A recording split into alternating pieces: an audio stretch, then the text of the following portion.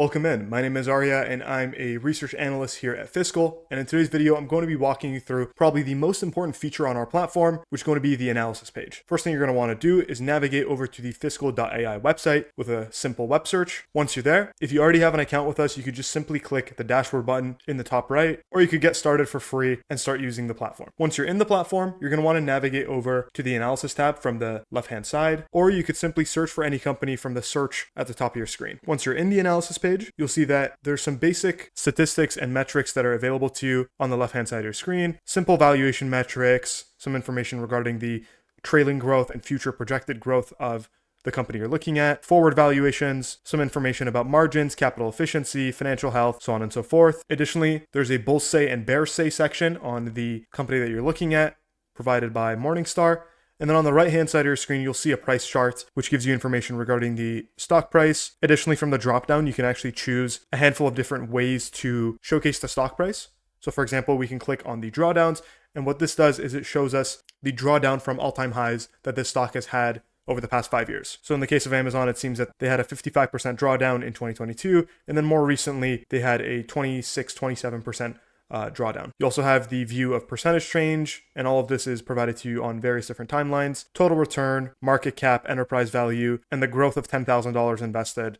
Again, this data will fluctuate depending on which time frame you're looking at it. With that being said, the next tab that you're going to want to look at is the financials page. In here, you're presented with a variety of different information, but namely, you're going to be able to see the 3 financial statements of every single company, such as the income statement, the balance sheet, the cash flow statement. And the platform is built to be very visual. So you could simply click on, for example, the total revenues, and you'll see that that populates on your screen on a beautiful chart. You're able to kind of manipulate the chart, present it in line format, bar format. If you have multiple data points, so for example, if we bring in the SG&A expenses and research development expenses, you'll also be able to stack those 2 expenses on top of each other if you so choose.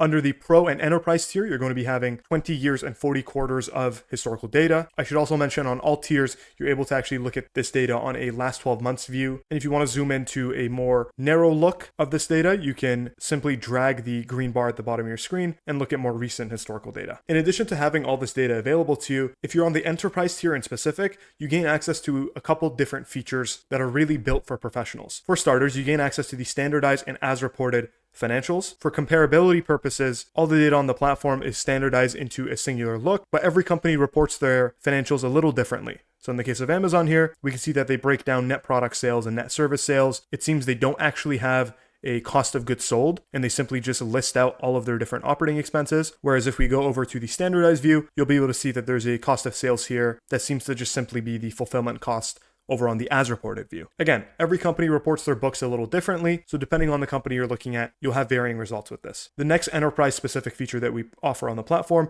is the click-through auditability. So with every number on the platform, you'll see a little magnifying glass next to it. If you hover over it, you'll see the actual filing, and if you click it, you'll be able to see the actual exact filing page that data came from. For analysts in specific, this is really important to know and ensure the accuracy of that data point that you're looking at to actually see it in the filing and know for certain that that piece of information is accurate. You can also click the little arrow in the top right to actually go over to the filings page that piece of data came from. And then lastly, and arguably most importantly, for the enterprise tier in specific, we actually allow you to download this entire table over to Excel. If you'd like to have it as a CSV or simply copy the table, you can also do that. Now moving on over to the ratios tab, this is where you'll be able to see a variety of different ratios, some of them concerned with valuations, but we also provide to you the margins and capital efficiency ratios. You can also search for all these different metrics. So for example, if you wanted to just bring in the PE of Amazon, we're able to see the historical valuation of Amazon over the past decade. And we have a variety of different ratios in here. So you could, for example, search for EV to gross profit. We can also bring in EV to EBITDA, but specifically bring it on a forward basis. And what's really cool about this is using the gear icon, we're able to actually pull in, for example, the median line of this valuation ratio over the past decade. You can also click for the minimum, the maximum, get the average, so on and so forth. The next tab that we have available to us is the segment and KPIs tab. This is where you can get a very granular look at the specific segments and KPIs that this business reports and really get a look at the metrics that matter most to that specific company. In the case of Amazon, we have a breakdown of all of their different revenue segments, such as the online stores, physical stores, third-party, seller services, so on and so forth. But then if we actually scroll down a little bit more here, we see some KPIs on, for example, the contractual obligations of AWS. If we go over to a business like Uber, we'll be able to see that for Uber in specific, They report a monthly active users figure. They have a total number of trips, the frequency in which these users are transacting with Uber, their take rate, and overall a lot of metrics that are specific to Uber and Uber's business. The coverage on this, by the way, is over 2,000 different companies.